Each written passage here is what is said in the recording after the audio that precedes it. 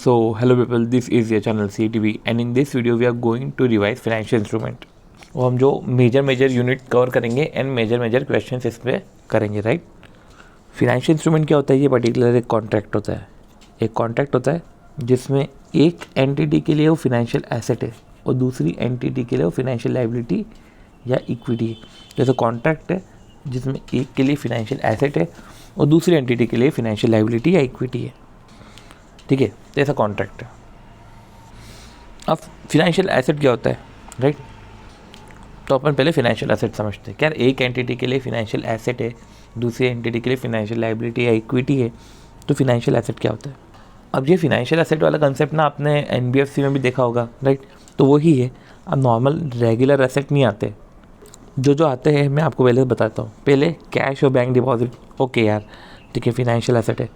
पर अगर तुम बोलो कि नहीं, बिल्डिंग, गुड्स, इन्वेंट्री, गोल्ड, ये सब नहीं आता, तो अपन पहले ये देखते कि क्या क्या आता है, फिर एक्स्ट्रा चीज़ें हम समझ जाएंगे कि क्या क्या नहीं आता है।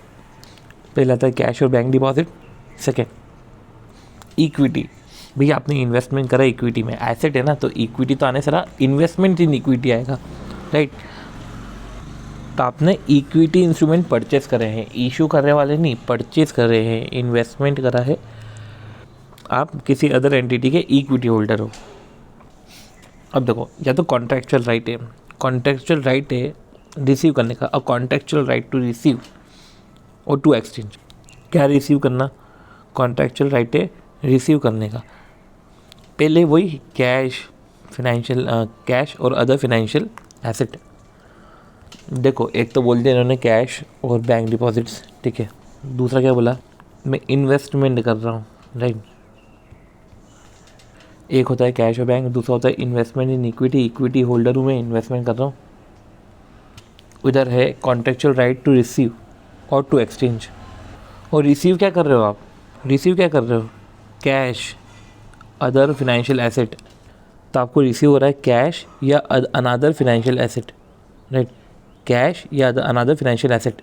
तो कैश रिसीव कर रहे हो या अनदर फिनेंशियल एसेट रिसीव कर रहे हो किसी एंटिटी से। मतलब समझो, कॉन्ट्रैक्चुअल राइट, आपके पास राइट है कि रिसीव करना, राइट टू रिसीव। जैसे कि आपने किसी को उधार दिया ना, उधार दिया, तो आपके पास राइट आ जाता है ना, कॉन्ट्रैक्चुअल राइट, कि आपको रिसीव होगा cash, right to receive cash, या कैश नहीं तो अनदर फिनेंशियल एसेट। अब अनदर फिनेंशियल एसेट में क्या हो सकता है? यही जो अपन ऊपर पढ़ा, कैश और बैंक डिपॉजिट, कोई वो तो हमने पहले ही कवर कर लिया। या इक्विटी मिल जाएंगे हमको शायद किसी के, पेमेंट अगर वो नहीं कर पा रहे तो इक्विटी दे देगा।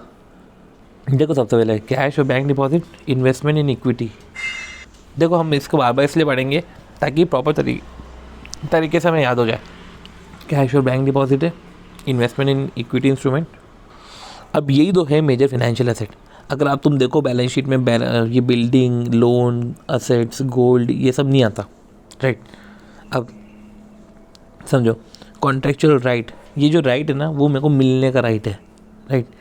जैसे जगह, जैसे मेरे को राइट टू यूज़ रहे, तो राइट टू यूज़ नहीं चाहिए मेरे को। जैसे हायर परचेस में मैंने लीज पे ले लिया, तो मेरे को राइट टू यूज़ है ना, ना, मेरे को राइट टू रिसीव कैश होना चाहिए, राइट। जैसे मैंने एडवांस में रेंट भर दिया, तो मेरे को राइट टू यूज़ हो जाता है ना, प्रीमाइस। नहीं, वो नहीं आएगा इधर। वो in fact right to receive service, तो right to use, right to receive service, ये सब नहीं आता है राइट टू रिसीव, राइट। क्या आप रिसीव कर रहे हो? Right to receive cash, another financial asset. तो ये आपको रिसीव कर रहे हो या एक्सचेंज कर रहे हो, राइट टू एक्सचेंज। तो राइट टू एक्सचेंज, और राइट टू एक्सचेंज हो रहा है फिनेंशियल एसेट, फिनेंशियल लाइबिलिटी का, जहाँ पे एक्सचेंज हो रहा है फेवरेबल टर्म्स में एक्सचेंज हो रहा है। एक होता है right to exchange financial asset, financial liability on favourable terms, right. तो contractual right, right to receive और राइट टू एक्सचेंज।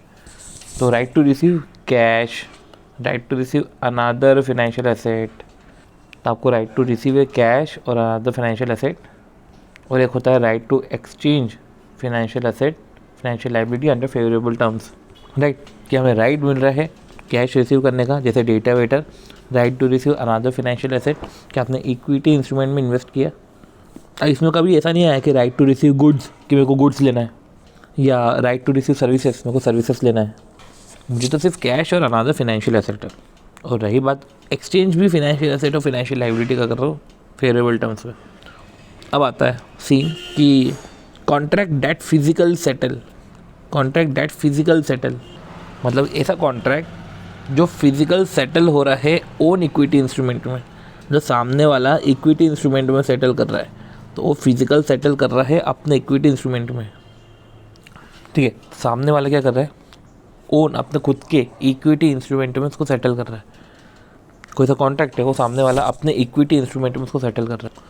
तो contract that physical settle in own equity instrument, variable number of equity नहीं। Contract जो settle होगा physically settle होगा own equity instrument में। सामने वाला क्या कर रहा है, सेटलमेंट करने के लिए अपने इक्विटी इंस्ट्रूमेंट दे रहा है। देखो इधर मेरे को right to receive another financial asset, इधर राइट नहीं था, उसने सामने वाले नहीं सेटल करा, फिजिकल सेटल करा ओन इक्विटी इंस्ट्रूमेंट में। और ये वेरिएबल नंबर ऑफ इक्विटी है, फिक्स भी नहीं।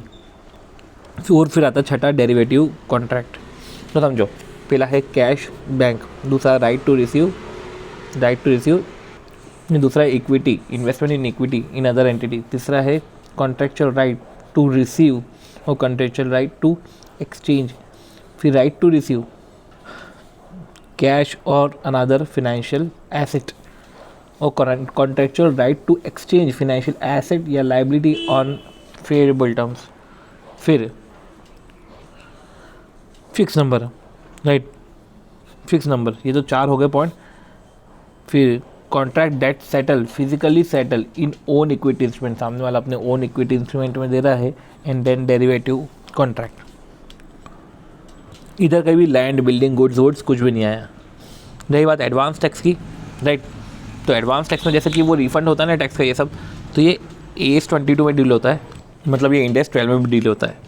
अब देखो कॉन्ट्रेक्चुअल राइट टू रिसीव, अब कॉन्ट्रेक्चुअल राइट टू रिसीव में और भी कुछ बोलना था। इधर राइट टू रिसीव है, सिर्फ मेरे को रिसीव करना है कैश या अनदर फाइनेंशियल एसेट, ना गुड्स है ना सर्विस है ना तो राइट टू यूज़ है। अब जैसे कि लीज है, लीज में जैसे लेसर है तो लेसर को कॉन्ट्रेक्चुअल राइट में टू रिसीव लीज रेंट। फिर सामने वाला अपनी इक्विटी में कॉन्ट्रैक्ट सेटल कर रहा है, तो फिर आता है डेरिवेटिव कॉन्ट्रैक्ट। अब पॉइंट ये डेरिवेटिव कॉन्ट्रैक्ट का मतलब क्या, इधर तो अपन ने पढ़ लिया कि इक्विटी इंस्ट्रूमेंट में contract date will settle in own equity instrument, मतलब सामने वाले के ओन इक्विटी इंस्ट्रूमेंट में सेटल हो रहा है। फिर आता है डेरिवेटिव कॉन्ट्रैक्ट। डेरिवेटिव कॉन्ट्रैक्ट का मतलब क्या होता है, whether the option is derivative is dependent on whether it satisfy all the following condition। Option derivative है वो डिपेंड होता है अगर ये फॉलोइंग कंडीशन सेटिस्फाई करे। कि डेरिवेटिव है ना तो उसकी value change on the basis of change in some variable. देखो डेरिवेटिव जो है its value derive from the underlying security, तो उसकी जो वैल्यू है change with the change in the variable. इधर से ये वेरिएबल चेंज हुआ, इधर से ये चेंज हुआ। अब if the variable is non financial variable it is not specific to the party to the contract. अगर वेरिएबल नॉन फाइनेंशियल वेरिएबल है, फाइनेंशियल वेरिएबल नहीं, ये नॉन फाइनेंशियल वेरिएबल है, तो it is not specific to the party to the contract. ये कोई specific नहीं है, पार्टी टू द कॉन्ट्रैक्ट के लिए स्पेसिफिक नहीं है, तो it's value change on the change in value. अब इसमें अगर इन्वेस्ट करना है तो छोटा इन्वेस्टमेंट लगता है, लिटिल या नो इन्वेस्टमेंट। और फिर ये जो अगर सेटल होता है तो सेटल भी जो है वो फ्यूचर डेट पे होता है, राइट, तो फ्यूचर डेट पे हम इसको सेटल करेंगे, वो फिजिकल डिलीवरी नहीं होती। मतलब देखो its value change as per the change in the variable, इसमें छोटा सा इन्वेस्टमेंट होता है और फ्यूचर में इसका जो है सेटलमेंट होता है, पर फिजिकल डिलीवरी से नहीं होता। कुछ समझने वाला पोर्शन ये है कि जो कॉल ऑप्शन और पुट ऑप्शन होता है ना, कॉल पुट ऑप्शन, वो भी एक डेरिवेटिव फाइनेंशियल एसेट है। ये तो हमने ही पढ़ा है, ये डेरिवेटिव फाइनेंशियल एसेट है।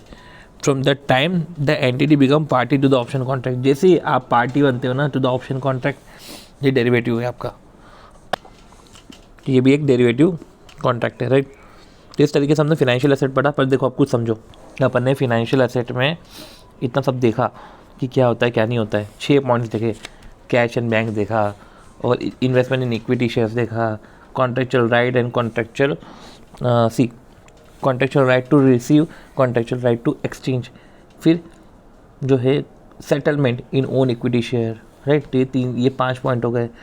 फिर छठा पर्टिकुलर आया था कि डेरिवेटिव आया, ठीक है। अब जैसे कि ऑप्शंस कॉन्ट्रैक्ट होता है ना, तो आप 2 पॉइंट्स लिख सकते हो, 2 पॉइंट्स में वो डेरिवेटिव में आ सकता है। सबसे पहले तो ऑप्शन कॉन्ट्रैक्ट है, तो contractual right to receive financial asset या financial liability on favourable terms, आप अपने फेवरेबल टर्म्स में ही लोगे ना ऑप्शन कॉन्ट्रैक्ट में। और फिर एक डेरिवेटिव ऑप्शन है, ये भी लिख सकते हो। तो ये 2 पॉइंट में अट्रैक्ट होता है। अब जैसे बिल्डिंग है, बिल्डिंग नहीं आता, बिल्डिंग हमने कहीं पढ़ा नहीं, रिसीवेबल है। अब देखो मैंने किसी को उधार दिया तो contractual right to receive cash, ये सी वाले पॉइंट में आ जाता है। इन्वेंट्री नहीं आता, एडवांस टैक्स नहीं आता क्योंकि इसके लिए इंडेस 12 AS 22 है। लोन रिसीवेबल, मेरे को तो लोन रिसीवेबल है। Contractual right contractual right to receive, मैंने किसी को लोन दिया था तो मेरे को राइट टू रिसीव कैश है। फिर मैंने एडवांस में रेंट दिया, राइट, मैंने रेंट में एडवांस दे दिया तो उसमें मेरे को कौन सा राइट आ गया, मेरे को तो सिर्फ यूज़ करने का राइट आ जाता है अगर मैं ज़्यादा महीने का एडवांस देता हूँ तो वो मेरे काम का नहीं है। सिक्योरिटी डिपॉजिट है, ये डिपॉजिट बाद में मिल जाता है, तो सी वाले पॉइंट में अट्रैक्ट हो गया। सी वाला पॉइंट मतलब थर्ड वाला point, contractual right to receive cash या अदर फिनेंशियल एसेट। फिर इंटेंजिबल एसेट नहीं आता, इन्वेस्टमेंट प्रॉपर्टी नहीं आता, कैपिटल WIP नहीं आता।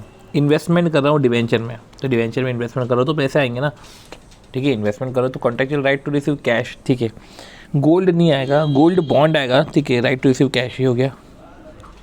हमने कोई सी एसेट को लीज पे दिया, जैसे मैंने किसी को लीज पे दी तो contractual right to receive cash ये आ गया। और देखो कुछ एक्सट्रैक्ट है, देखो ये हमने देखा, ओके। हम फाइनेंशियल लायबिलिटी और इक्विटी भी देखेंगे, फिर हम स्टडी मटेरियल के क्वेश्चन ये सब देखेंगे। क्या लिखा है, B limited write an option contract. B limited ने राइट करा option contract, right, means C limited. अब देखो बी लिमिटेड ने राइट करा तो वो ऑप्शन होल्डर है, होल्डर राइटर, उसने राइट किया फॉर सेल ऑफ शेयर तो वो होल्डर है। और देखो उसने राइट करा एन ऑप्शन फॉर सेल, अगर उसने राइट करा ऑप्शन फॉर सेल तो इसने कॉल ऑप्शन लिया है बाय का, मतलब कॉल ऑप्शन है, मतलब ऐसा पुट ऑप्शन नहीं है। राइट टू बाय तो ऑब्लिगेशन टू सेल, राइट का मतलब हो जाता है देखो एक तो होता है RIGHT राइट टू बाय और एक होता है WRIT। तो ऑब्लिगेशन, उसने ऑब्लिगेशन दिया है फॉर सेल, तो ऑब्लिगेशन है तो सामने वाले का राइट होगा, इधर ऑब्लिगेशन है बेचने का, सामने वाले का होगा राइट टू बाय। तो राइट मतलब अधिकार होता है और राइट मतलब ऑब्लिगेशन होता है। फिर आती है बात फाइनेंशियल लायबिलिटी, ये भी अपन ने फाइनेंशियल एसेट पढ़ लिया और अपन पढ़ते हैं फाइनेंशियल लायबिलिटी। देखो सबसे पहले जैसे आता है कैश और बैंक, तो इधर तो आने से रहा ना ऐसा बैंक OD ऐसा कुछ तो रहने से रहा। फिर इन्वेस्टमेंट इन इक्विटी शेयर, तो सामने मतलब उसका उल्टा क्या होता है, इन्वेस्टमेंट इन डिबेंचर, ऐसा तो होने से रहा है, तो दोनों इन्वेस्टमेंट, तो ये इधर मैच नहीं हो रहा है, राइट, उसका कॉन्ट्रारी। तीसरा फाइनेंशियल एसेट में हम पढ़ते हैं कॉन्ट्रैक्चुअल राइट टू रिसीव, मिलना, और कॉन्ट्रैक्चुअल राइट टू एक्सचेंज। तो इधर मिल रहा है ना कैश और फाइनेंशियल एसेट, तो हाँ इधर समझ में आ जाता है कि रिसीव है तो इधर रिसीव की जगह हो जाएगा डिलीवर, राइट। और एक्सचेंज का मतलब तो एक्सचेंज ही होता है, तो contractual right to deliver, contractual obligation to deliver, तो कॉन्ट्रैक्चुअल राइट की जगह कॉन्ट्रैक्चुअल ऑब्लिगेशन टू डिलीवर, तो contractual obligation to deliver, right. आप डिलीवर क्या कर रहे हो, आप डिलीवर कर रहे हो कैश, मेरा ऑब्लिगेशन है, आप डिलीवर कर रहे हो अदर फाइनेंशियल एसेट, तो contractual right to deliver cash और अदर फाइनेंशियल एसेट। जैसे आपको रिसीव हो रहा है उधर आपको डिलीवर कर रहे हो, ठीक है, ये हो गया हमारा। फिर contractual right to exchange asset and liability, financial asset financial liability unfavourable terms में, तो कॉन्ट्रैक्चुअल राइट टू रिसीव नहीं, कॉन्ट्रैक्चुअल राइट टू डिलीवर। आपके पास ऑब्लिगेशन टू, आप कैश आपको डिलीवर करना है, आपको अनदर फाइनेंशियल एसेट डिलीवर करना है, और एक है फाइनेंशियल एसेट लायबिलिटी जो है हमको अनफेवरेबल टर्म्स में एक्सचेंज करना। ये सपोज करो कि इधर कॉन्ट्रैक्चुअल ऑब्लिगेशन है ना, सी कॉन्ट्रैक्चुअल ऑब्लिगेशन है, एक है contractual obligation to deliver, contractual obligation to exchange. अब डिलीवर करना cash another financial asset, contractual obligation to exchange financial asset liability on unfavourable terms. देखो सबसे पहले आता है कॉन्ट्रैक्चुअल ऑब्लिगेशन टू डिलीवर, तो इधर क्या है समझो, मैं डिलीवर कर रहा हूँ, deliver contractual obligation to deliver cash और अदर फाइनेंशियल एसेट। जैसे कि मैंने डिबेंचर इशू करे थे तो मेरे पास ऑब्लिगेशन है टू डिलीवर इंटरेस्ट, राइट। जैसे मैंने कोई उधार लिया है तो ऑब्लिगेशन है ना टू डिलीवर, पर ऐसा कभी याद नहीं आ रहा है कि कॉन्ट्रैक्चुअल ऑब्लिगेशन है कि मेरे को दूसरे फाइनेंशियल एसेट या तो कैश या दूसरे फाइनेंशियल एसेट देना, पॉइंट ये आता है कि उधर कॉन्ट्रेक्चुअल राइट टू रिसीव में कैश और अनदर फाइनेंशियल एसेट आता है, तो अपन बोल सकते हैं कि another financial asset of any entity. क्या इधर डिलीवर में भी एनी एंटिटी आएगा? तो इसमें लिखा हुआ है कि another financial asset of and दूसरी एंटिटी, अपनी एंटिटी के शेयर्स मत देना। अगर एज ए पेमेंट आपने अपनी एंटिटी के शेयर दे दी तो एक तरीके से इन्वेस्टमेंट हो गया ना, और इन्वेस्टमेंट क्या हो गया, एक होल्डिंग हो गई। मतलब आपको कैश देना था, आपने कैश नहीं दिया, आपने शेयर्स दे दिए कि देखो यार मेरे शेयर्स ले लो, राइट, मेरे शेयर्स ले लो, मैं सबको तो फ्री में देता हूँ, मैं सबको फ्री में देता हूँ, मैं तुमको, मेरे को तुम्हें पेमेंट करना था, मैं तुम्हें उसके शेयर्स दे देता हूँ। तो वो एक तरीके से शेयर होल्डर हो गया। अब वो शेयर होल्डर हो गया तो फिर वो लाइबिलिटी कैसे है, वो हमारा कुछ ऑब्लिगेशन ही नहीं बची, वो तो शेयर होल्डर हो गया ना, ठीक है। तो another financial asset of any entity, own entity का नहीं।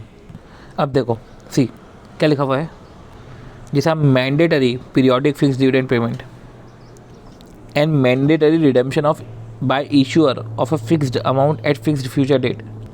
ये है कि जैसे कि मैं मैंडेटरी एक मेरे को डिविडेंड पेमेंट करना पड़ता है, राइट।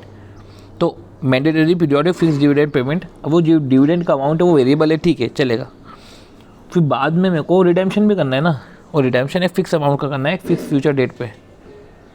ये क्या है मैं आपको बताऊंगा। एक तो हो गया ये, फिर होता है contractual obligation to exchange financial asset और लायबिलिटी ऑन अनफेवरेबल टर्म। जैसे मैंने किसी को लोन दिया तो ठीक है, वो मैं राइट टू रिसीव था, तो एक तरीके से फाइनेंशियल एसेट था, पर एक ऐसा है कि वो सामने वाला पे नहीं कर रहा है, तो मेरे को रीशेड्यूलमेंट करना पड़ रहा है, और रीशेड्यूलमेंट में मेरे को नुकसान हो रहा है। तो रीशेड्यूलमेंट में ज़्यादा नुकसान हो रहा है, या उसको ऐसे एंगल में देखे कि बैंक ने रीशेड्यूलमेंट करा, तो रीशेड्यूलमेंट में और मेरे को ज़्यादा पे करना पड़ रहा है, तो लोन जो सेटल हो रहा है वो बहुत ही अनफेवरेबल टर्म्स में हो रहा है। तो ऐसे कहते हैं फाइनेंशियल एसेट और लायबिलिटी इन अनफेवरेबल कंडीशन। दोनों सिचुएशन आ गई कि मैंने लोन दिया था, मैं सेटलमेंट करा रहा हूँ, तो मेरे को कम मिल रहा है, राइट। तो ये तो अनफेवरेबल टर्म हो गया, और ये फाइनेंशियल लायबिलिटी भी अनफेवरेबल टर्म में सेटल हो रही है, राइट। देखा ना, कॉन्ट्रेक्चुअल ऑब्लिगेशन, ये ऑब्लिगेशन टू सेटल असेट और लायबिलिटी ऑन अनफेवरेबल टर्म्स। फिर आता है कि कॉन्ट्रैक्ट डेट विल एक था contract date will settle in own equity instrument, कि ओन इक्विटी इंस्ट्रूमेंट मतलब कि सामने वाला अपने इंस्ट्रूमेंट देगा, इक्विटी इंस्ट्रूमेंट, अपन ने ये समझा था, राइट। इधर क्या है, contract date will settle in own equity instrument, और ओन इक्विटी इंस्ट्रूमेंट है तो अपन ये भी समझा था कि फिजिकल सेटलमेंट होगा। तो contract date will settle, right, तो contract date will physically settle in own equity instrument, and ये एक जो फिजिकल सेटलमेंट है ये डेरिवेटिव वाला सेटलमेंट नहीं है, ये नॉन डेरिवेटिव सेटलमेंट है। तो कॉन्ट्रैक्ट डेट विल सेटल, तो उधर भी लिखा हुआ था कि कॉन्ट्रैक्ट जो सेटल हो ओन इक्विटी इंस्ट्रूमेंट में, इधर भी लिखा है कि कॉन्ट्रैक्ट जो सेटल हो ओन इक्विटी इंस्ट्रूमेंट में, उधर भी लिखा है कि नॉन डेरिवेटिव सेटलमेंट मतलब वही फिजिकल सेटलमेंट हो, वो वेरिएबल नंबर ऑफ इक्विटी है, फिक्स नहीं है। इधर क्या बोला गया है, इधर भी बोला है वेरिएबल नंबर ऑफ इक्विटी है, राइट। फिर एक होता है डेरिवेटिव इंस्ट्रूमेंट। डेरिवेटिव इंस्ट्रूमेंट में क्या, its value derive from the change in the variable, right, require little और नो इन्वेस्टमेंट और settle at future date, right. पर हाँ, इधर ऑब्लिगेशन है, ठीक है। इधर डेरिवेटिव में जैसे होल्डर है उधर राइट है, इधर ऑब्लिगेशन है डेरिवेटिव में, तो ऑप्शन राइटर उधर ऑप्शन होल्डर आ जाएगा। इधर जैसे कि उधर जैसे contract date will settle in own equity instrument में ऐसा था कि सामने वाला अपने इक्विटी इंस्ट्रूमेंट देगा, इधर है कि शायद हमको देना पड़े, तो वो भी वेरिएबल नंबर के, राइट। चलो इसको हम कवर करते हैं। तो फाइनेंशियल एसेट और फाइनेंशियल लायबिलिटी हमने देख लिया। अब जैसे कि लोन लिया तो contractual obligation to deliver cash, तो ठीक है, ये हो गया हमारा। अब देखो एग्जाम्पल में जैसे हमने लोन लिया, राइट, हमने लोन लिया, लोन टेकन, तो contractual obligation to deliver cash, creditor, payable, outstanding salary, इधर ऑब्लिगेशन है। हमको कुछ रिसीव्ड हुआ एडवांस पेमेंट, अब मेरे को एडवांस पेमेंट रिसीव हुआ, तो क्या मेरे को, अगर मेरे को ऑब्लिगेशन है टू डिलीवर कि मेरे को उसके बदले में काम करके देना है, राइट। जैसे कि मैं बिज़नेस वाला हूँ, मैं बिजनेसमैन हूँ, मेरे को एडवांस में कुछ मिला तो क्या, अब देखो 1 सेकेंड, अगर बिज़नेस कंटिन्यू है मेरा तो ठीक है, एडवांस में काहे के लिए मिला होगा, कुछ काम करने के लिए, तो मैं गुड्स डिलीवर करूँगा, इधर contractual obligation to deliver goods ये नहीं आएगा। तो अगर बिज़नेस कंटिन्यू नहीं हो रहा है तो मेरे को जितने लोगों ने पैसे दिए हैं मेरे को उनको पैसा देना है, ऑब्लिगेशन टू डिलीवर कैश, और ठीक है फाइनेंशियल एसेट कैश और अनदर फाइनेंशियल एसेट, तो मुझे ये सब चीज़ें देनी पड़ेगी। और ऑब्लिगेशन टू डिलीवर में भी अनदर फाइनेंशियल एसेट में कभी भी अपना नहीं आया था, दूसरी एंटिटी का आया था। ये अपन ने पढ़ा था कि कॉन्ट्रैक्ट, ये तो रिसीव है, contractual obligation to deliver right of any entity other entity, ये अपन ने पढ़ लिया। तो अदर पॉइंट कि 1 सेकेंड, ठीक है, ये हो गया एडवांस। डिबेंचर इशू, आप इशू कर रहे हो राइट, आपने डिबेंचर इशू करे राइट, सामने वाले ने आपको पैसे दिए, इधर आपका कोई राइट वाइट तो था नहीं, पर अब आपको रिटेम्पशन भी तो करना है। Obligation to deliver cash, provision for tax इधर नहीं आएगा, वो इंडेक्स 12 में जाएगा। सिक्योरिटी डिपॉजिट जो आपने एक्सेप्ट करा, ऑब्लिगेशन टू डिलीवर है।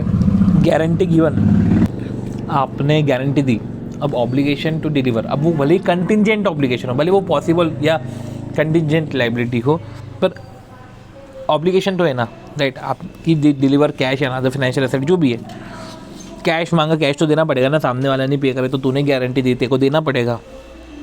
फिर redeemable preference share, propose dividend, देखो रिडीमेबल प्रेफरेंस शेयर हम देखते हैं, इसमें बहुत सारा डिस्कशन करने का पॉइंट है। फिर आता है प्रपोज डिविडेंड। प्रपोज डिविडेंड मतलब ये तो मैंने प्रपोज किया है राइट, प्रपोज डिविडेंड है। और एक होता है approve dividend. Approve dividend, dividend once declare become a डेप्ट, प्रपोज कभी नहीं आता, ठीक है। तो हमने ये सारे पॉइंट समझे थे। अब इसके कुछ छोटी छोटी चीज़ें हैं, जैसे कि क्या लिखा हुआ है, कंपाउंड फाइनेंशियल इंस्ट्रूमेंट क्या होता है, विच में require each component to be accounted separately.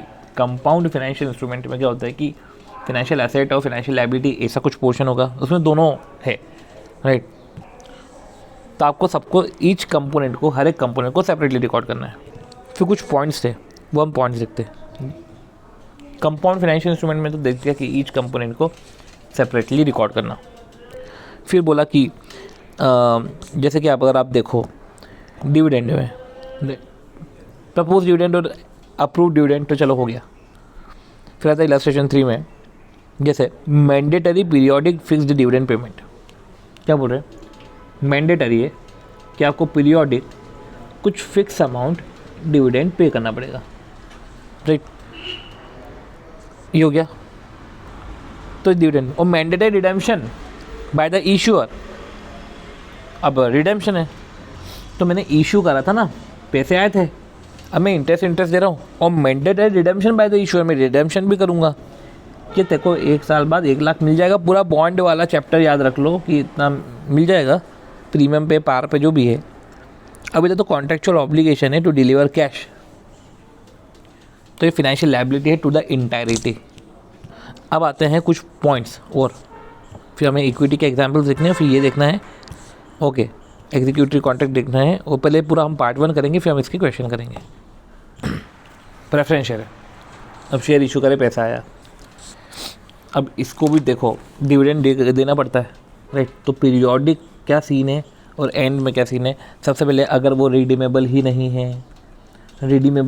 है तो क्या आपकी ऑब्लिगेशन है टू डिलीवर कैश। तो फिर आप देख लो क्या डिविडेंड है क्या राइट, आपके दिमाग में यही आएगा ना, डिविडेंड है क्या, ठीक है। इफ़ डिविडेंड भी एक्यूमुलेटेड है कि इस साल का नहीं पे करा तो एक्यूमुलेटेड हो जाएगा, इस साल का नहीं पे करा तो एक्यूमुलेटेड। तो एक्यूमुलेशन है तो कौन सी ऑब्लिगेशन आ गई कि आपको कैश डिलीवर करना पड़ रहा है या अनदर फाइनेंशियल एसेट डिलीवर करने पड़ रहा है। कुछ भी तो नहीं जा रहा आपके यहाँ से, दो फिर ख़त्म करो ना इसको, ये नहीं है फाइनेंशियल लायबिलिटी। और किधर फॉल हो रहा है ये सेटलमेंट, एक्सचेंज करना, ये तो उधर आ नहीं रहा है right. Settle in own equity instrument, ये तो सेटल ही नहीं कर रहे, डेरिवेटिव कॉन्ट्रैक्ट कुछ भी नहीं है, पर सपोज करो कि एक्यूमुलेशन नहीं है और डिविडेंड हो रहा है पे, क्या 100 रुपये राइट। तो ऐसे केस में अभी तो रिडेम्पशन वाला पेमेंट तो नहीं पता, पर डिविडेंड तो पे हो रहा है ना, तो इधर तो ऑब्लिगेशन टू पे डिविडेंड, सिर्फ यही है फाइनेंशियल लायबिलिटी राइट। तो एक्यूमुलेशन नहीं, आपको पे करना ही पड़ेगा, ये हो गया हमारा। तो देखो इधर समझो, चलो कंपाउंड फाइनेंशियल इंस्ट्रूमेंट मीन्स, अब compound financial instrument right, compound financial instrument क्या है। तो compound financial instrument entire irredeemable instrument, वो पूरा का पूरा इररिडीमेबल है, नहीं रिडीम हो रहा, पर कुछ तो डिविडेंड पेमेंट होता है ना, देना तो है ही। तो समझो अब पेमेंट देना है 2 तरीके से हो सकता है, एक तो होता है 100 रुपये और एक होता है 10-10%। तो अगर कूपन रेट फिक्स है, राइट, और एक होता है फिक्स अमाउंट, तो दोनों केस में, राइट, दोनों केस में ये कंपाउंड फाइनेंशियल इंस्ट्रूमेंट हो गया। अब फाइनेंशियल एसेट हमने देखा, फाइनेंशियल लायबिलिटी देखा, अभी हमको सब इजी लग रहा है, अभी हम क्वेश्चन करेंगे, थोड़ा सा ट्रिकीनेस आएगी इसके अंदर। तो इक्विटी एन एग्जांपल में है कि contract which have no obligation, contract जिसमें कोई ऑब्लिगेशन नहीं है, कोई ऑब्लिगेशन ही नहीं है, कोई दायित्व ही नहीं है हमारे, इक्विटी, राइट। तो कोई ऑब्लिगेशन नहीं है, मेरे को कोई ऑब्लिगेशन नहीं है, मेरे पास कुछ रहेगा तो उसमें उसका रेसिडुअल इंटरेस्ट है क्योंकि ऑब्लिगेशन नहीं है। और इनफैक्ट कभी मैंने वो भी पे नहीं करा तो तुम क्लेम नहीं कर सकते। तो देखो ऑब्लिगेशन नहीं है तो ले देखे एंड में मेरे को कुछ रेसिडुअल इंटरेस्ट है आपका, और कभी वो भी पे नहीं करा तो आप क्लेम नहीं कर सकते। अब रेसिडुअल इंटरेस्ट को ही जो है बोलते हैं प्रो राटा, रेसिडुअल इंटरेस्ट को ही बोलते हैं प्रो राटा। अब जैसे कि एग्जाम्पल्स, राइट, एग्जाम्पल्स क्या है, तो देखो इधर क्या है, सी अब देखो एग्जाम्पल क्या है, सी, जैसे इक्विटी शेयर, तो इधर कोई आपके पास ऑब्लिगेशन नहीं है, राइट, रिजर्व एंड सरप्लस है, कोई ऑब्लिगेशन नहीं है। इक्विटी शेयर कैपिटल आपका नॉन पुटेबल है, reserve and surplus. Preference share जो रिडीमेबल है, जो रिडेम्पशन है तो ऑब्लिगेशन है, इरिडीमेबल है तो नहीं है, मतलब इरिडीमेबल है तो इक्विटी हो गया क्योंकि कोई ऑब्लिगेशन नहीं है। अब जब प्रेफरेंस शेयर इरिडीमेबल है, अब प्रेफरेंस शेयर इरिडीमेबल है मतलब समझो, सी, तो प्रेफरेंस शेयर इरिडीमेबल है, चलो तो प्रेफरेंस शेयर इरिडीमेबल है तो ठीक है, ये इक्विटी हो गया। तो इधर समझो ना फिर कि चलो ठीक है ये इरिडीमेबल है, तो क्या डिविडेंड की बात कर लो कि डिविडेंड क्या एक्यूमुलेटेड होता है कि वो पेमेंट होता है, राइट। तो फिर वो डिविडेंड फाइनेंशियल लायबिलिटी हो गया अगर, तो ये पूरा कंपाउंड फाइनेंशियल इंस्ट्रूमेंट हो जाएगा। पर अब देखो जैसे परपेचुअल डेप्ट इंस्ट्रूमेंट है तो इंटरेस्ट आपका फाइनेंशियल लायबिलिटी है, राइट, परपेचुअल डेप्ट इंस्ट्रूमेंट है, और प्रिंसिपल आपका इक्विटी हो गया। वैसे ही प्रेफरेंस शेयर में प्रिंसिपल में टिक मार्क करा मतलब इक्विटी, पर इंटरेस्ट आपका फाइनेंशियल लायबिलिटी हो गया, प्रिंसिपल आपका इक्विटी हो गया क्योंकि आपके पास अब कोई ऑब्लिगेशन नहीं है। ऑप्शनली कन्वर्टिबल, भाई कन्वर्जन भी ऑप्शन पे, मेरे पास डिवेंचर है ऑप्शन पे, पर फिर भी कुछ तो थोड़ा सा तो है ना ऑब्लिगेशन, राइट, कुछ तो है ना ऑब्लिगेशन टू डिलीवर, की कभी कन्वर्ट नहीं हुआ तो ऑब्लिगेशन है ना। तो देखो जब ऑप्शन है मतलब कुछ एक चांसेस है कि ऑब्लिगेशन आ सकती है, तो जब 1% भी चांसेस होते हैं ऑब्लिगेशन की तो भैया वो इक्विटी, वो फाइनेंशियल लायबिलिटी ही हो जाता है। फिर शेयर वारंट तो ठीक है इक्विटी है। अब कुछ पॉइंट्स आएंगे इधर अच्छे खासे कि इक्विटी में कंप्राइज ऑफ, इक्विटी में और क्या कंप्राइज होता है, इधर तो देख लिया कि ऑब्लिगेशन नहीं है, रेसिडुअल इंटरेस्ट है और कोई आप क्लेम नहीं कर सकते। अब देखो क्या लिखा हुआ है, अब इक्विटी भाई इरिडीमेबल इंस्ट्रूमेंट है पर एक मैंडेटरी फिक्स डिविडेंड है। अब समझो, अब मैंडेटरी फिक्स डिविडेंड है ना, तब उसने एक लेवल आगे, एक होता है 10-10% और एक होता है 100 रुपये, राइट, परसेंटेज में फिक्स या तो रुपये में फिक्स। तो फिक्स डिविडेंड देखो समझो क्या है कि इरिडीमेबल है पर फिक्स डिविडेंड है कि देना तो आपको है ही। फिक्स डिविडेंड इधर क्या मतलब है, मैंडेटरी फिक्स डिविडेंड कि आपको डिविडेंड तो देना ही पड़ेगा। अब वो जो परसेंटेज है या अमाउंट इधर फिक्स इन द नेचर नहीं बोल रहे, ये बोला आपको डिविडेंड तो पे करना है और आपका वेरिएबल कुछ ना कुछ पेमेंट होगा। तो समझो अगर वेरिएबल कूपन रेट है कि कभी 8 कभी 10 ऐसे जो भी है, राइट, और एक वेरिएबल कूपन अमाउंट है 100-150 जो भी है, तो इधर देखो कि वेरिएबल कूपन रेट हो या अमाउंट हो, राइट, ये इक्विटी है, नहीं सॉरी ये फाइनेंशियल लायबिलिटी है। देखो आपका इंटायर इरिडीमेबल इंस्ट्रूमेंट है, ठीक है, पर डिविडेंड आपको कुछ ना कुछ तो देना ही है, राइट, तो भी ठीक है। इधर भी इंटायर इरिडीमेबल है पर इंटायर इरिडीमेबल है, डिविडेंड आपको देना है, पर इधर वेरिएबल नहीं है, फिक्स अमाउंट या फिक्स कूपन रेट है, तो वो कंपाउंड फाइनेंशियल इंस्ट्रूमेंट हो जाएगा। इधर वो फाइनेंशियल लायबिलिटी रहेगा, अगर वेरिएबल रहा तो फाइनेंशियल लायबिलिटी, ये याद रख लेना। और इधर जो है फिक्स कूपन रेट है, राइट, तो ऐसे केस में जो है वो कंपाउंड फाइनेंशियल इंस्ट्रूमेंट हो जाएगा। मतलब कि अब समझो अगर फिक्स है तो देखो इंटायर इररिडीमेबल इंस्ट्रूमेंट है with fixed mandatory fixed payment. अब इधर जो है फिक्स कूपन रेट है, तो ऐसे केस में कंपाउंड फाइनेंशियल इंस्ट्रूमेंट है, क्योंकि है तो इररिडीमेबल, है रिडीमेबल, और फिक्स आपका जो है सीन कि आपको कूपन रेट या अमाउंट, तो ऐसे केस में कंपाउंड फाइनेंशियल इंस्ट्रूमेंट हो जाता है। पर दूसरे केस में वो पूरा फाइनेंशियल लायबिलिटी रहता है। तो अब थोड़ा सा आगे अपन ने एक्सटेंट में एक डिटेल में कुछ एक चीज़ पढ़ी, जैसे हमने इधर पढ़ा था कि यार ये इररिडीमेबल है, राइट, ये तो अपन ने पढ़ा था। फिर मैंने डिविडेंड में ना इतना ज़्यादा नहीं देखा था। अगर डिविडेंड आपको पे करना है, डिविडेंड पे करना है, देखो डिविडेंड पे नहीं करना तो वो तो पूरा इक्विटी हो जाएगा, एक्यूमुलेशन, ये तो चलो ठीक है। पर अगर आपको डिविडेंड पे करना है तो अपने को देखना है कि वेरिएबल पे है कि फिक्स अमाउंट ऑफ पे है। एक होता है कि आपको डिविडेंड पे करना ही है, एक होता है कि आपको तो फिक्स्ड डिविडेंड पेमेंट, कि आपको डिविडेंड पे करना ही है, वो फिक्स्ड डिविडेंड पेमेंट है। पर डिविडेंड पे करना ही है तो क्या फिक्स अमाउंट पे करना है कि वेरिएबल अमाउंट पे करना है? हमको ये तो बोलिए डिविडेंड पे करना ही है, पर फिक्स की वेरिएबल। अगर ये पर्टिकुलर वेरिएबल निकलता है तो वो फिनेंशियल लायबिलिटी हो जाता है। इसी केस में इधर बोला कि अगर एक्यूमुलेशन नहीं है, मतलब पेमेंट हो रहा है, अब डिविडेंड देना ही है और वेरिएबल है, तो पूरा फिनेंशियल लायबिलिटी। तो देखो समझो कि अगर इररिडीमेबल है, अगर रिडीमेबल ही नहीं है तो बातें ख़त्म है। तो आप ये चेक करो कि क्या डिविडेंड पे हो रहा है। अगर डिविडेंड का भी एक्यूमुलेशन है तो पूरा इक्विटी, डिविडेंड का एक्यूमुलेशन नहीं है मतलब आपको देना ही है डिविडेंड। अब वेरिएबल है कि फिक्स है, फिक्स है तो इक्विटी, वेरिएबल है तो फिनेंशियल लायबिलिटी। सॉरी, फिक्स है तो इक्विटी नहीं, कंपाउंड फाइनेंशियल इंस्ट्रूमेंट, क्योंकि वो इररिडीमेबल है ना, तो कंपाउंड फाइनेंशियल इंस्ट्रूमेंट है। देखो अपन ने भी यही देखा कि इररिडीमेबल है, राइट, तो अब डिविडेंड तो देना ही है, फिक्स है कि वेरिएबल रेट है। अगर फिक्स रेट है, राइट, तो फिक्स रेट है तो कंपाउंड फाइनेंशियल इंस्ट्रूमेंट, और अगर वेरिएबल रेट है तो लायबिलिटी। तो देखो वेरिएबल रेट है तो लायबिलिटी इधर आएगा कि वेरिएबल है तो फाइनेंशियल लायबिलिटी, और फिक्स है तो कंपाउंड फाइनेंशियल इंस्ट्रूमेंट है। अब देखो सपोज करो इंटायर इररिडीमेबल, वापस ये बोल दिया कि इररिडीमेबल है, लो वो इधर डिस्क्रिशन। अब ये नहीं बोला कि देना ही है, अब देना ही है में हम बोलते हैं चलो फिक्स है, देना ही है में हमने बोल दिया चलो वेरिएबल है, वेरिएबल है तो फिनेंशियल लायबिलिटी, फिक्स है तो कंपाउंड फाइनेंशियल इंस्ट्रूमेंट, राइट।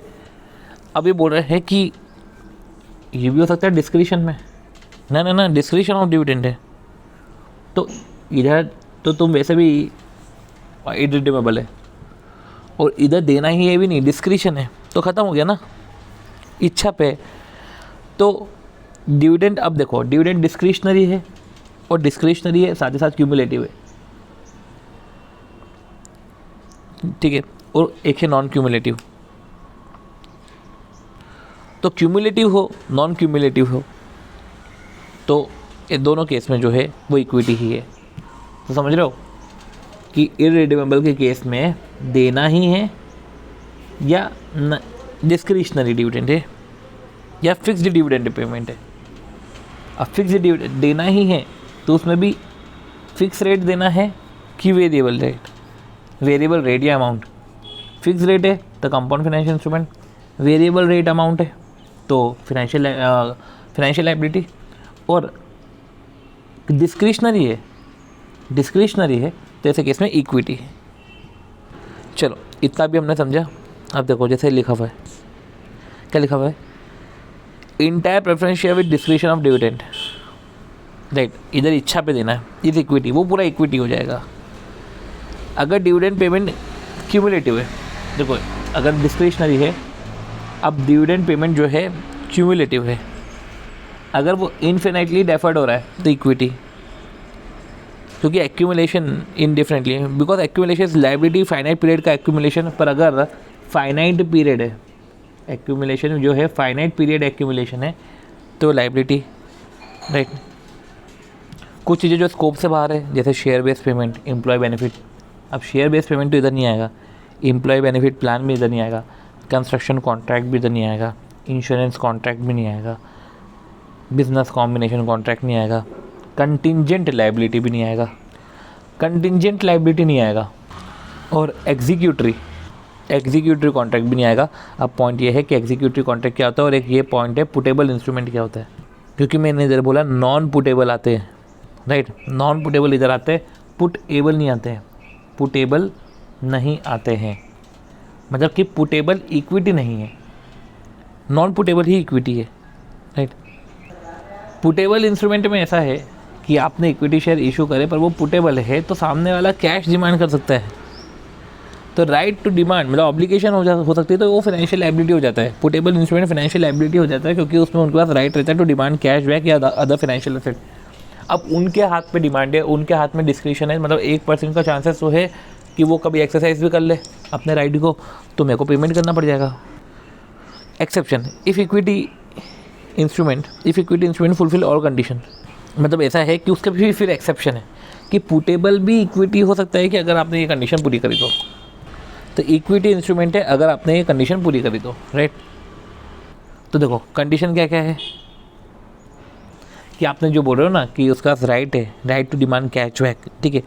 तो राइट टू रिसीव कैश, कि राइट टू रिसीव कैश, कि कैश रिसीव करना, तो right to receive cash pro rata. तो देखो पुटेबल इंस्ट्रूमेंट भी जो है वो लायबिलिटी हो जाएंगे, मतलब सॉरी पुटेबल इंस्ट्रूमेंट लायबिलिटी है वो इक्विटी हो जाएंगे अगर राइट टू रिसीव कैश, ये जो बोल रहे हैं राइट टू रिसीव कैश, ये प्रो राटा है कि तुम्हारे पास राइट तो है पर right to receive cash pro rata है। प्रो राटा क्या मतलब होता है कि आपका राइट टू रिसीव कैश है पर आपको वही रेसिडुअल इंटरेस्ट ही है, आपके पास राइट है रिसीव कैश करने का, पर ऐसा राइट है कि सबको पे होगा तभी आप वो राइट एक्सरसाइज करोगे, तो ले दे के तो ये वही हो गया कि रेसिडुअल इंटरेस्ट है। तो क्या लिखा हुआ है, it entitled the holder to pro rata share, okay, ये pro rata है of entities net asset in the event of entities liquidation, okay, कि जब वो लिक्विडेशन के टाइम जब पेमेंट होगा ना तो आपका रेसिडुअल इंटरेस्ट रहेगा, ठीक है। तो क्या लिखा है, right to receive cash pro rata, ठीक है। प्रो राटा मतलब कि रेसिडुअल इंटरेस्ट है, रेसिडुअल इंटरेस्ट है आपका इन लिक्विडेशन, ये हो गया हमारा। दूसरा, right is subordinate to all other class of instrument. एक तो बोला कि यार तुमको राइट है पर प्रो राटा है, फिर बोल दिया प्रो राटा के बाद प्रो राटा का दूसरा वर्ड अच्छा यूज़ कर दिया नीचे दिखाने के लिए कि सबऑर्डिनेट है, मतलब आपका राइट है मतलब लास्ट में रैंक है, तो एक हो गया कि प्रो राटा है, दूसरा बोल दिया सबऑर्डिनेट है, subordinate to all other class of instrument, कि दूसरे क्लास ऑफ इंस्ट्रूमेंट है ना उनको अलग, subordinate to all other class of instrument, ठीक है। ये सबऑर्डिनेट समझ में आया। तो आपको जो है राइट टू रिसीव, वो राइट टू रिसीव है, तो ऐसे केस में प्रो राटा है, रेसिडुअल इंटरेस्ट है लिक्विडेशन में, फिर क्लेम भी सबऑर्डिनेट है, पहले सबको पे हो जाएगा फिर आपको पे होगा। फिर इसमें puttable, no identical feature of puttable instrument, कोई पुटेबल इंस्ट्रूमेंट नहीं है इसमें, पुटेबल इंस्ट्रूमेंट का कोई आइडेंटिकल फीचर नहीं है। देखो पुटेबल तुम बोल तो रहे हो पर पुटेबल की कोई आइडेंटिकल फीचर नहीं है। No right to receive variable number of share, no right to receive variable number of share, तो ना तो आपको कोई variable number of share receive करने का राइट है, और रिटर्न भी जो है आपका P&L बेसिस पे, नेट एसेट बेसिस पे, right, change in fair value इसके बेसिस पे है। मतलब कि no right to receive variable number of share and cash, मतलब कि राइट टू रिसीव, आपके पास कोई राइट ही नहीं रिसीव करने का। तो जब आपके पास राइट नहीं है, राइट, तो ऐसे केस में जैसे पुटेबल इंस्ट्रूमेंट है, एक पर्सन जो पुटेबल इंस्ट्रूमेंट होल्डर है, राइट, उसका कोई राइट ही नहीं रिसीव करने का शेयर्स और ये सब, तो ये तो फिनेंशियल एसेट तो होने सरा, फिर इसको इक्विटी मानो। No right to receive variable number of share, no right to receive cash, right, return भी जो है P&L और नेट एसेट के बेसिस पे है। तो देखो दो नेचर दिखाने के लिए कि एक रेसिडुअल इंटरेस्ट है to liquidation pro rata residual interest है और जो है सबऑर्डिनेट है। तो right to receive cash pro rata, तो आपका राइट है कैश रिसीव करने का, pro rata to residual interest. तो देखो इसमें क्या लिखा है, प्रो सब इंस्पेक्टर, एक सब इंस्पेक्टर बहुत ही प्रो है, तो सबसे पहले प्रो कि राइट टू रिसीव कैश, आपको कैश मिलेगा, प्रो रेटा, तो right to receive cash, right, हमको राइट टू रिसीव कैश, सबसे पहले प्रो राटा, हमको कैश मिलेगा pro rata to residual interest, या तो इंस्टेड ऑफ ऐसा बोले राइट टू रिसीव कैश ऐसा बोले, ये जो शेयर है ना वो प्रो राटा है, ये पुटेबल इंस्ट्रूमेंट है, तो जो होल्डर है ना, ठीक है, तो holder of pro rata share, holder to a pro rata share, तो सबसे पहले क्या है, it is a holder of pro rata share, it is a holder of pro rata share. फिर ये बोल दिया कि रेसिडुअल इंटरेस्ट है, देखो गया प्रो, फिर सब इंस्पेक्टर की सबऑर्डिनेट क्लेम है, लास्ट रैंकिंग है, to all other class of instrument, इसको सबऑर्डिनेट है, इसका सबऑर्डिनेट क्लेम है to all other class of instrument. सबसे पहले है pro rata share, residual interest liquidation में सबऑर्डिनेट क्लेम है इसका। आइडेंटिकल, ठीक है, no identical feature of puttable instrument, puttable instrument के फीचर ही नहीं है इसके अंदर, बोल तो रहा है पुटेबल पर इसके फीचर ही नहीं है। तो प्रो सब इंस्पेक्टर, तो इंस्पेक्टर का आइडेंटिकल फीचर नहीं है, तो प्रो सब इंस्पेक्टर को वेरिएबल नहीं फिक्स रिटर्न मिलता है, तो वेरिएबल नहीं, तो no right to receive variable, आपको वेरिएबल शेयर नहीं मिलेंगे, आपको फिक्स शेयर मिलेंगे। तो वेरिएबल नहीं मिलेंगे, आपको फिक्स मिलेंगे, तो फिक्स रिटर्न, तो रिटर्न में क्या है, रिटर्न बेस्ड ऑन P&L है, चेंज इन नेट एसेट है, change in fair value of net asset है। बात यह है कि हमने ये वेरिएबल वाला पॉइंट क्या लेकर आ गए। देखो, अगर वेरिएबल नंबर ऑफ़ शेयर मिलते हैं तो वो हमारा हो जाता है, ये लाइबिलिटी रहता है, मतलब फिक्स शेयर होने चाहिए तो वो इक्विटी होता है। देखो, ये फिक्स वाला पोर्शन अपन ने ये पढ़ा कि इक्विटी में क्या होते हैं कि नॉन पुटेबल इक्विटी शेयर, क्योंकि पुटेबल जो होते हैं वो फिनेंशियल लाइबिलिटी होते हैं, पर उसके कुछ एक्सेप्शन है। तो इक्विटी कंप्राइजेस से वर्ड चालू होता है, तो उसमें अगर instrument convertible in fix number of share, fix number of share और कंसिडरेशन भी फिक्स हो, क्योंकि अगर कंसिडरेशन मार्केट वेरिएबल होता है तो वो फिनेंशियल लाइबिलिटी हो जाता है। फिर कुछ है कि पुटेबल इक्विटी शेयर भी हो जाते हैं पर सब्जेक्ट टू कंडीशन, मतलब वो भी इक्विटी होते हैं पर सब्जेक्ट टू कंडीशन अपन ने पढ़ा है, राइट। और इंस्ट्रूमेंट जो लिक्विडेशन पे ही पेमेंट होगा तो वो तो इक्विटी है ही। फिक्स नंबर ऑफ शेयर, ये इंपॉर्टेंट है कि convertible in fix number of share और कंसिडरेशन भी फिक्स, राइट। तो आपने ये सब चीज़ें देखी। अब एक बार हम क्वेश्चन करते हैं, क्योंकि क्वेश्चन करेंगे तो जो है हमको ग्रिप आएगी कि हम बोलना क्या चाह रहे हैं, वो जो बोल रहे हैं वो मैच हो रहा है कि नहीं हो रहा है, राइट। अब इन्होंने जो है ये पहला क्वेश्चन एंटर किया, देखो ए लिमिटेड कंपनी, उसने बोरिंग करी, राइट।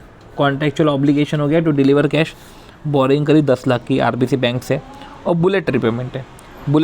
अब देखो, फाइनेंशियल लायबिलिटी की डेफिनेशन ओपन कर रहा हूँ कि कॉन्ट्रेक्चुअल ऑब्लिगेशन है टू डिलीवर कैश या एक्सचेंज होगी financial asset liability unfavourable term में।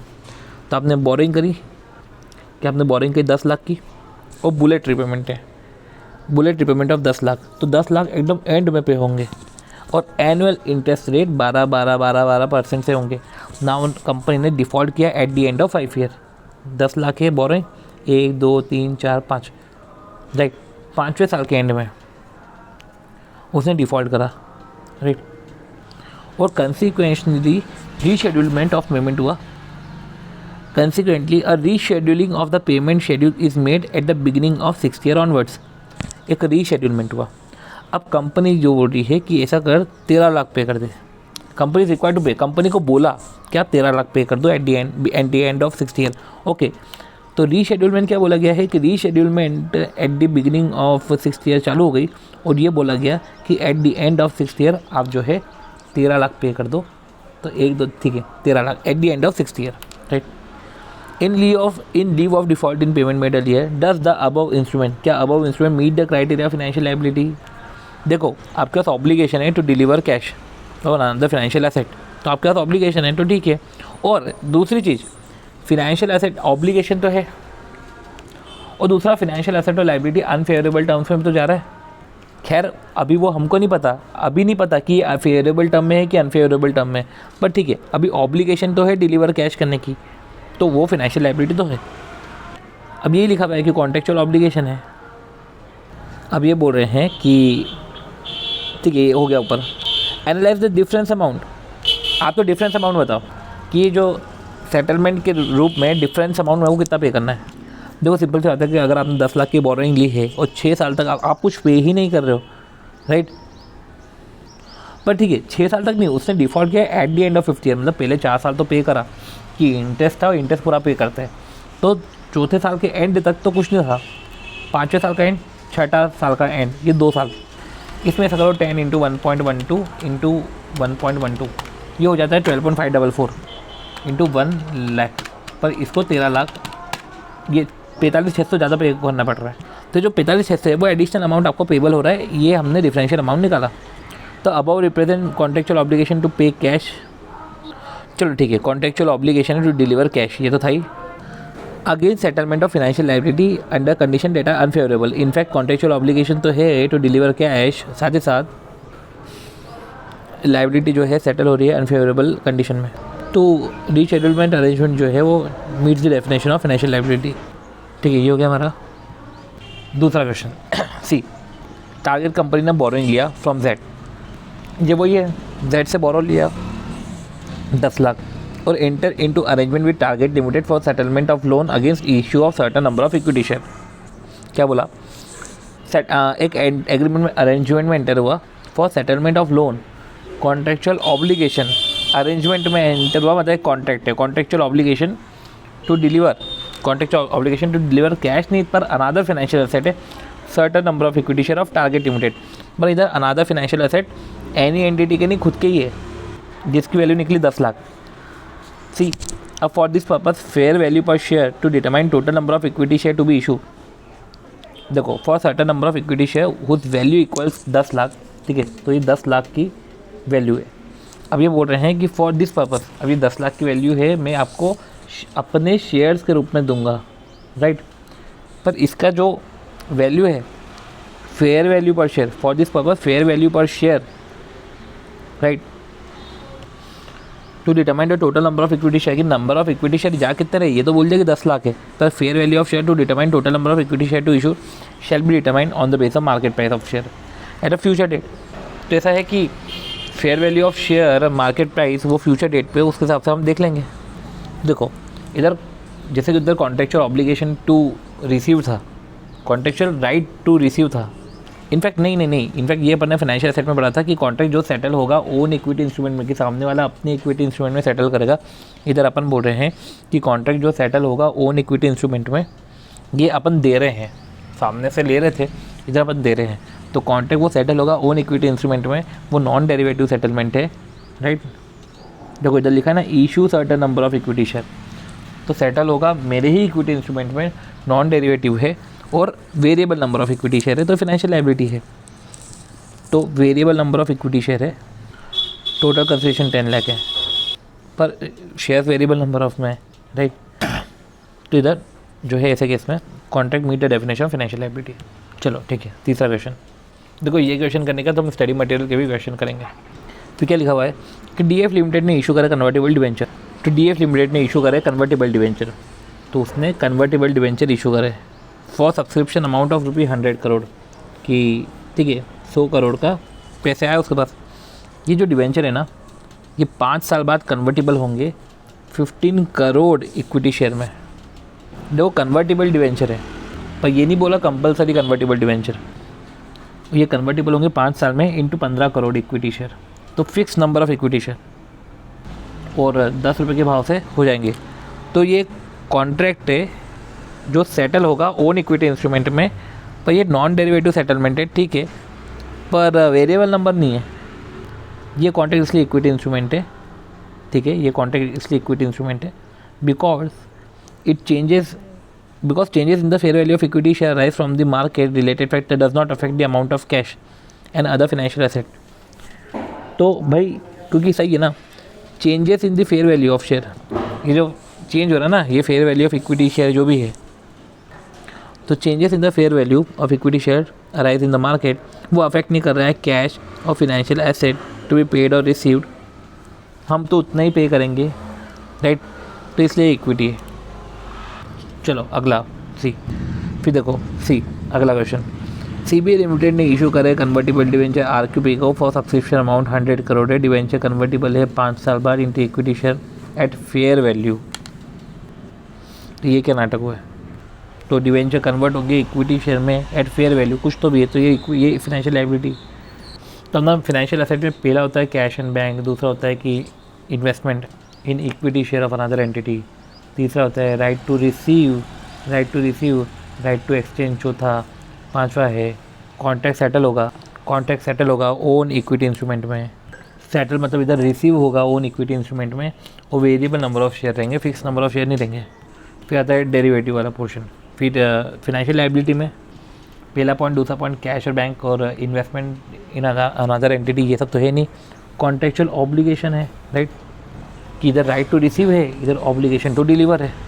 तो देखो contractual obligation to deliver cash या अनदर फाइनेंशियल इंस्ट्रूमेंट, फिर एक्सचेंज हो रहा है financial asset liability unfavourable term में, फिर जैसे कि contract that will settle in own equity instrument, financial asset में भी था settle in own equity instrument, liability में भी सेटल कर रहे हो ओन इक्विटी इंस्ट्रूमेंट में, और फिजिकल सेटलमेंट है और वेरिएबल नंबर है, फिक्स नंबर नहीं है। क्योंकि वेरिएबल होता है तो फिनेंशियल एसेट या लायबिलिटी में जाता है, फिक्स जो होता है तो ऐसे केस में इक्विटी रहता है। और फिर इधर डेरिवेटिव इंस्ट्रूमेंट। फिर अपना पढ़ा था इक्विटी में कि पुटेबल इंस्ट्रूमेंट तो फिनेंशियल लायबिलिटी होती है। फिनेंशियल लायबिलिटी मतलब कि यार लायबिलिटी है ना, कि वो financial liability in the sense ये हो सकती है कि सामने वाला पुटेबल इंस्ट्रूमेंट है तो सामने वाला डिमांड कर सकता है, right to demand cash back, तो हमको कैश पेमेंट करना पड़ जाएगा, तो ऐसे केस में वो फिनेंशियल लायबिलिटी है। फिर वो पुटेबल इंस्ट्रूमेंट के हम फीचर देखते हैं कि अगर उसके फीचर इक्विटी जैसे ही है तो फिर वो इक्विटी हो गई। जैसे कि देखो ABC has 2 class of puttable share, 2 class है पुटेबल शेयर के, क्लास A और class B। On liquidation B share holder entitled to pro rata share of the entity residual asset. तो जो B शेयर होल्डर है तो उसको तो pro rata share मिले, तो ये लिक्विडेशन की बात है कि आप होल्डर हो प्रो रेटा शेयर पे और आपको रेसिडुअल इंटरेस्ट है, ठीक है। तो B share holder entitled to a pro rata share of the entity's residual asset up to maximum 10 lakh. और कोई लिमिट नहीं है to the right of class A, there is no limit to the rights of class A, there is no limit to the rights of class A share holder to share in residual asset on liquidation. तो कोई limit नहीं to the rights of class A to share in the residual asset. Okay, ये बोल रहे हैं कि share in residual asset, तो residual asset में तुमको शेयर मिलेगा, तो there is no limit to the rights. फिर बोला the cap of 10 lakhs mean that class B share do not have entitlement to pro rata share of the residual asset of the entity on liquidation, they cannot be therefore classified as equity। 1 second, अब इसमें important चीज़ है। अभी अपने class B share holder को ये बोल दिया था कि भाई पर्टिकुलर रेसिडुअल इंटरेस्ट है, राइट, रेसिडुअल इंटरेस्ट है लिक्विडेशन में, पर रेसिडुअल इंटरेस्ट है लिक्विडेशन में तो प्रो रेटा शेयर है, आपको प्रो रेटा शेयर मिले, आप पहले होल्डर हो प्रो रेटा शेयर के of entities residual asset on liquidation. Liquidation में जो रेसिडुअल एसेट है ना उसमें आप पार्ट हो। रेसिडुअल इंटरेस्ट बोलूँ या बोलूँ share in an residual asset, पर कैप लिमिट के साथ नहीं होना चाहिए। कैप लिमिट के साथ हो तो इक्विटी नहीं है वो, ठीक है। ये अपने को समझ में आया कि जो रेसिडुअल इंटरेस्ट है उसमें फिर कोई कैप लिमिट नहीं होनी चाहिए। कैप लिमिट हुई तो गए, जब अपना पोर्शन हो गया। चलो, तो एक तो हो गया प्रो रेटा शेयर, फिर एक हो गया हमारा subordinate claim, right is subordinate to all other class of instrument, subordinate right है। इन सेक्टर आइडेंटिकल फीचर नहीं है, वेरिएबल नहीं, फिक्स रिटर्न मिलता है, नो वेरिएबल। तो कोई वेरिएबल नंबर ऑफ शेयर नहीं मिलेंगी, क्योंकि अगर वेरिएबल नंबर ऑफ शेयर मिलते हैं तो फिर वो no right to receive variable number of share, variable number of share नहीं मिलना चाहिए, मतलब फिक्स मिलना चाहिए। और ठीक है, वेरिएबल नंबर ऑफ शेयर और कैश ये भी है, और रिटर्न फिर ठीक है फिक्स रिटर्न। और अपन ने देखो इधर समझा था एग्जीक्यूटरी कॉन्ट्रैक्ट, ये एग्जीक्यूटरी कॉन्ट्रैक्ट पे नहीं लगता, राइट।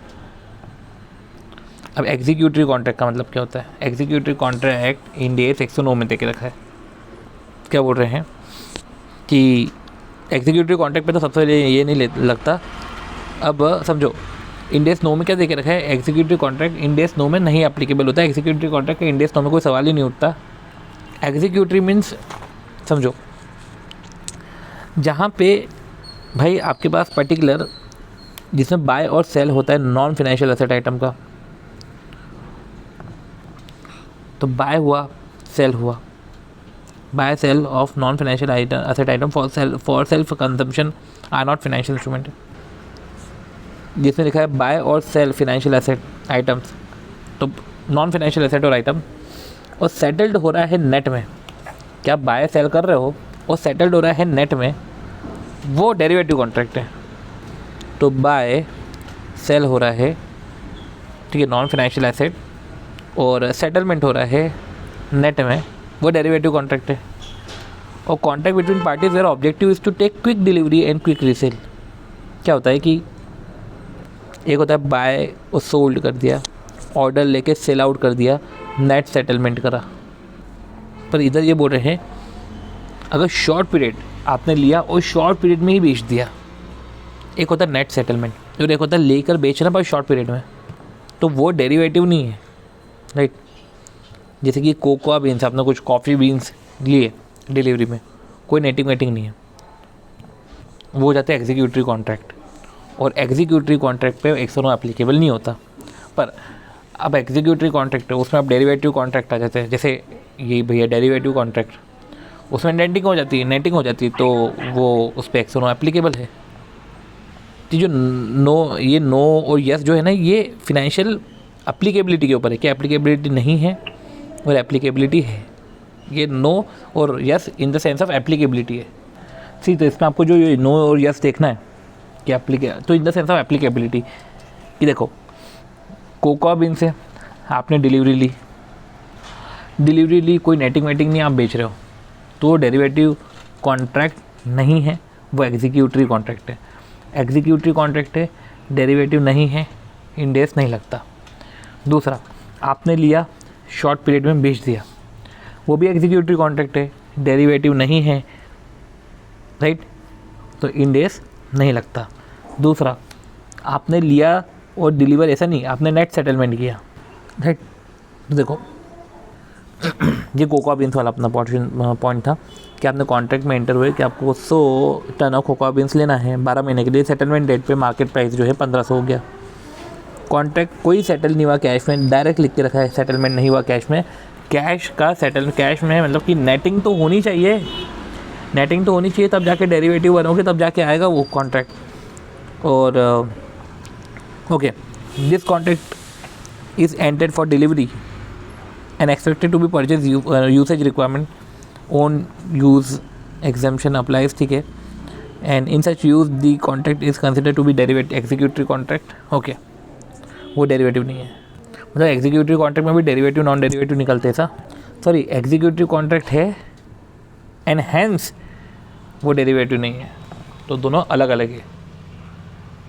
चलो यार, स्टडी मटेरियल के क्वेश्चन से वो भी हम एक बार देखते हैं, और पीएम के क्वेश्चन से वो भी एक बार हम देखते हैं। चलो अब स्टडी मटेरियल के क्वेश्चन देखते हैं।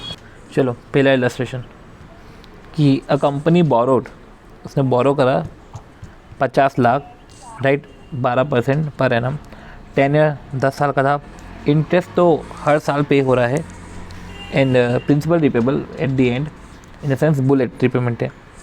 कंपनी ने ईयर 4, 5, 6 में डिफ़ॉल्ट किया।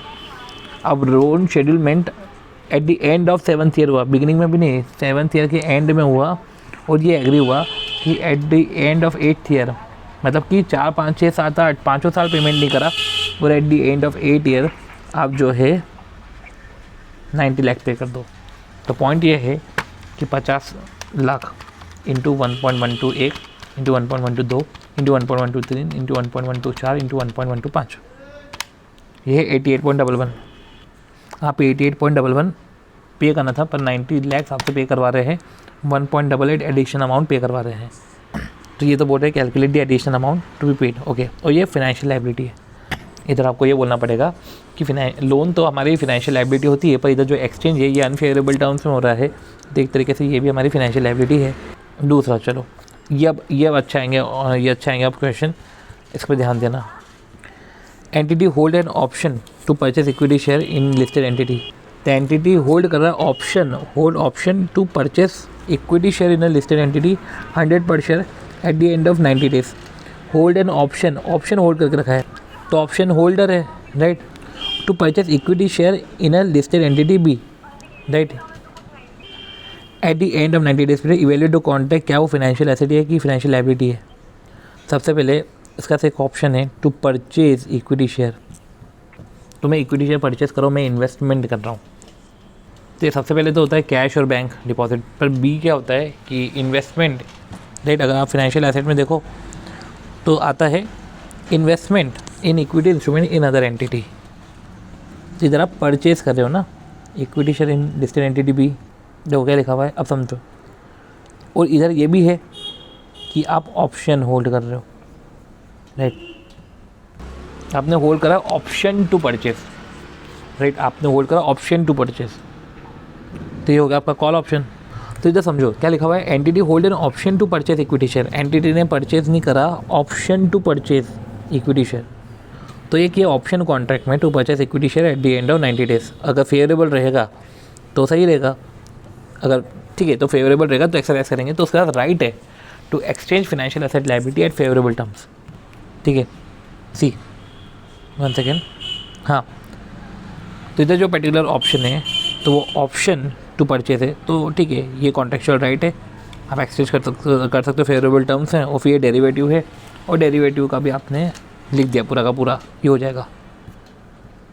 देखो अब एग्जाम्पल्स है, सी क्या लिखा हुआ है समझो। A contractual a financial guarantee is a contractual right. आप एक जो गारंटी दे रहे हो, राइट, आपने गारंटी दी। A financial guarantee is a contractual right of the lender to right to receive cash. एक लेंडर है ना, तो financial guarantee is a contractual right of the lender to receive cash from the guarantor and a corresponding contractual obligation to the guarantor to pay the lender if the borrower default. Hence the financial guarantee may actualize in contingent circumstances. तो here the financial guarantee वो actualize हो जाएगा in contingent circumstances, therefore it shall be constituted as per the financial instrument as per index 32. तो financial guarantee भी एक financial instrument है। चलो तो ये हमारा हो गया सी। तो financial guarantee हमने देखा कि एक तो वो उधर कॉन्ट्रेक्चुअल राइट है लेंडर के लिए और कॉन्ट्रेक्चुअल ऑब्लिगेशन है गारंटर के लिए, राइट, कि उसको कैश पे करना पड़ेगा। अब देखो अगला पॉइंट, एन एंटिटी में इशू फाइनेंशियल इंस्ट्रूमेंट, एंटिटी में issue financial instrument requiring it to make annual payment in perpetuity. क्या लिखा है, एंटिटी में इशू फाइनेंशियल इंस्ट्रूमेंट, उसने इशू करा financial instrument requiring it to make annual payment in perpetuity, कि annual payment आएगा और परपेचुइटी तक आएगा, right, requiring it to make annual payment in perpetuity equal to a stated interest rate 8% applied to a stated par or principal amount 1000। तो क्या लिखा है, annual payment in perpetuity equal to stated rate of interest 8% है, apply to a stated par और principal amount 1000। Assuming ये जो 8% है यही मार्केट रेट ऑफ इंटरेस्ट है for the instrument when issued, issuer assume a contractual obligation to make a stream of future interest payment। तो उसने financial instrument issue करे हैं requiring it to make annual payment in perpetuity, कि उसको perpetuity तक, इधर ये उल्टा है, ये पेमेंट के बेसिस पे कि requiring it to make annual payment perpetuity और 8% के हिसाब से करना है और 1000 रुपये पे कैलकुलेट होगा। अभी जो 8% है to be the market rate of interest, ये मान लो ये मार्केट रेट ऑफ इंटरेस्ट है for the instrument when issued. The issuer assume contractual obligation to make a stream of future interest payment having a fair value, present value 1,00,000 on initial recognition। अब देखो इधर obligation है ना, the holder और issuer of instrument, जो instrument का holder है और जो इंस्ट्रूमेंट का इशूअर है, होल्डर के लिए तो एसेट है क्योंकि राइट टू रिसीव कैश, अगर आप देखो होल्डर के लिए right to receive cash, right, और इशूअर के लिए ऑब्लिगेशन टू डिलीवर कैश। तो होल्डर के लिए एसेट, उसके लिए लायबिलिटी। अब आता है इलस्ट्रेशन थी, अभी आते हैं कुछ जोरदार क्वेश्चन, ध्यान देना इस पर। क्या लिखा है, a company has issued a 6% mandatory redeemable, कि इसको मैं रिडीम करूँगा, और फिक्स डिविडेंड है। इवेल्युएट क्या प्रेफरेंशियल इक्विटी इंस्ट्रूमेंट है और या फाइनेंशियल लायबिलिटी। तो ऑब्लिगेशन है टू डिलीवर कैश, राइट, तो इसमें बोला गया है मैंडेटरी फिक्स डिविडेंड है और ठीक है रिडीमेबल है, वो तो ठीक है, मैंडेटरी फिक्स डिविडेंड है। तो क्या बोला कि in determining whether mandatory redeemable preference share is a financial liability equity, it is necessary to examine कि जो कॉन्ट्रेक्चुअल राइट है attaching to the instrument principal and return component. तो जो कॉन्ट्रेक्चुअल राइट है एग्जामिन करना, पर्टिकुलर कॉन्ट्रेक्चुअल राइट, जो contractual right है attaching to the principal and return component. Instrument in this example provide a mandatory fixed dividend payment, periodic fix dividend payment. अगर आप return component में देखोगे तो वो पीरियोडिक फिक्स डिविडेंड पेमेंट है, कि आप पीरियोडिक फिक्स डिविडेंड पेमेंट है एंड मैंडेटरी रिडेम्पशन, और मैंडेटरी रिडेम्पशन है for a fixed amount at fixed future date, right. तो मैंडेटरी रिडेम्पशन है fix amount at future date, और ये कॉन्ट्रेक्चुअल ऑब्लिगेशन है टू डिलीवर कैश, और deliver cash both dividend and repayment of principal to the shareholder that cannot be avoided, and instrument is a financial liability to the entirety। वैसी obligation to deliver cash है, अब क्या लिखा हुआ है कि जो एक रिडीमेबल प्रेफरेंस शेयर होते हैं ना, वो फिनेंशियल लायबिलिटी हो या इक्विटी हो, जो भी है, तो हमको उसके कॉन्ट्रेक्चुअल राइट्स देखने पड़ते हैं प्रिंसिपल और रिटर्न में जो अटैच्ड है। दूसरा, इन डिटरमाइनिंग, ओके ये तो हो गया। A company issue non redeemable, अब ये जो है ये रिडीमेबल तो नहीं है पर मैंडेटरी फिक्स डिविडेंड है। इवेलुएट क्या प्रेफरेंस ये इक्विटी है या लायबिलिटी है, तो नॉन रिडीमेबल है, तो appropriate classification is determined by other rights. तो अब रिडीमेबल नहीं है तो क्लासिफिकेशन डिटरमाइंड रहेगा जो अदर राइट्स उसके साथ एसोसिएटेड है, जो अदर राइट्स उसके साथ अटैच्ड है। ये जो क्लासिफिकेशन है is based on the assessment of contractual arrangement substance.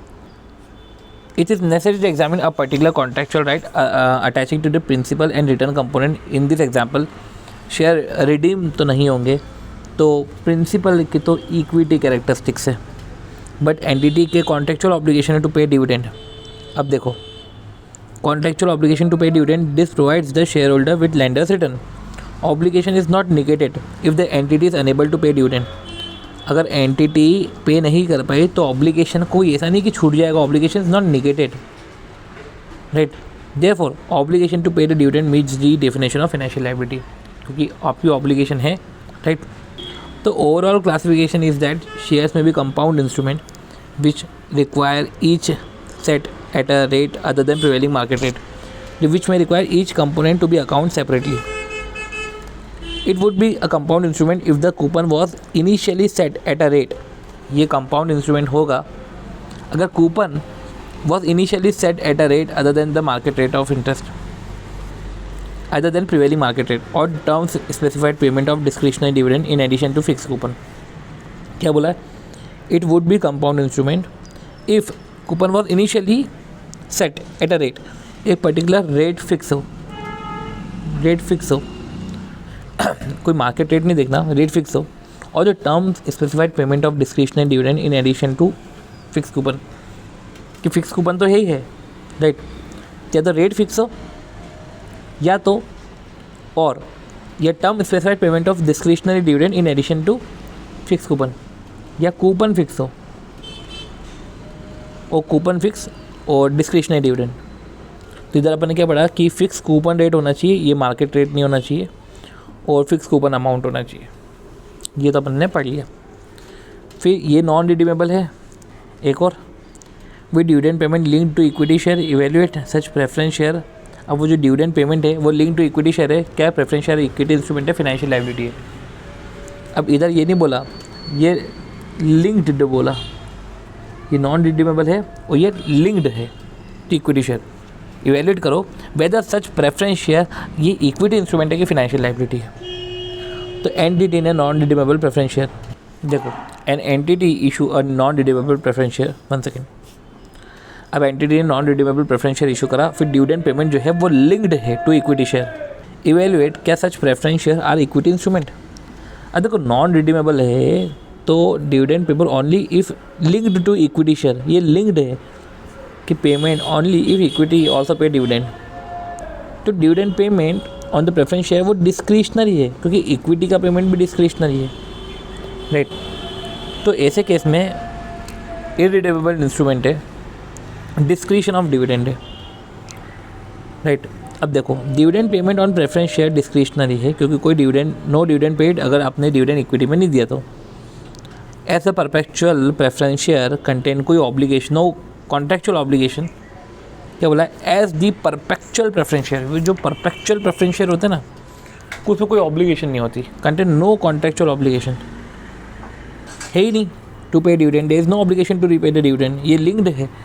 तो डिविडेंड पेमेंट वेदर, अब देखो dividend payment are also cumulative, that if no dividend are paid on equity share. सबसे पहले देखो सेकंड पैरा में ये बोला है कि परपेचुअल प्रेफरेंस शेयर उसमें कोई ऑब्लिगेशन नहीं है टू पे डिविडेंड और कोई ऑब्लिगेशन नहीं टू रीपे प्रिंसिपल, ठीक है, ये तो हो गया।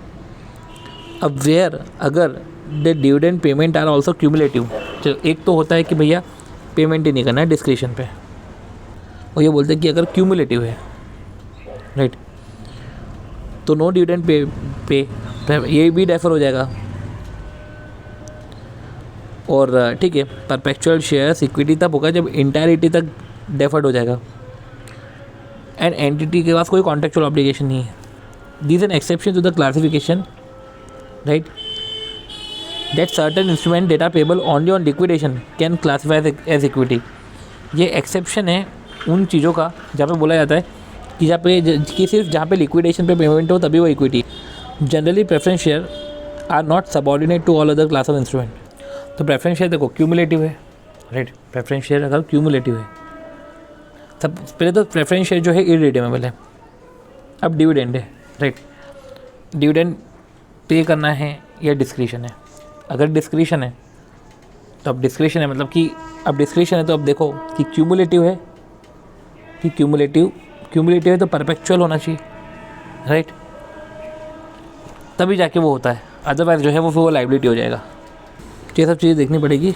और liability of dividend payment would be recognise when the dividend declare. चलो ये हमारा हो गया, राइट. सी, तो इस तरीके से हमने फाइनेंशियल इंस्ट्रूमेंट का पहला पोर्शन ओवर किया. अब नेक्स्ट वीडियो में जो है हम जो उसके जो सेकंड पार्ट है वो सेकंड पार्ट का डिस्कशन करेंगे. ओके, ठीक है. मिलते हैं नेक्स्ट वीडियो में जहाँ पे हम सेकंड पार्ट का डिस्कशन करेंगे.